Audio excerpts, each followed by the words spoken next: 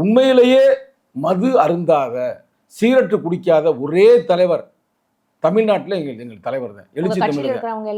அதை விடுங்க, ஒரு தலைமையை பத்தி பேசும்போது நீ அங்க ஏன் போறீங்க? நெய்தர் ஸ்மோக்கிங் நார் ட்ரிங்கிங் இருக்கிற உலக தலைவர்கள்லயே 2 பேரும் தான். ஒன்று மேதகு பிரபாகரன், இன்னொன்று எங்கள் எழுச்சி தமிழர். அந்த வழி மட்டுமல்ல, இந்த போதைக்கு நீ கேட்கல, உங்க கட்சியில் இல்லையான்னு கேட்கறது பார்த்தீங்களா? இந்த போதைக்கு அதிகமாக பாதிக்கப்படுவது தலித் இளைஞர்கள் தான், தலித் மக்கள் தான். நான் ஏற்றுக்கொள்ளலாம், இல்லையே நான் சொல்ல வரல. சினிமா போதையிலையும் வந்து செத்து சாராங்க. இப்போ இந்த விஜய் போய் உடனே செத்தாங்க பார்த்தீங்களா கரூர்ல? அதில் 42 பேர்ல 22 பேர் தலித்துகள். எல்லா தரவும் எங்களுக்கு இருக்குது.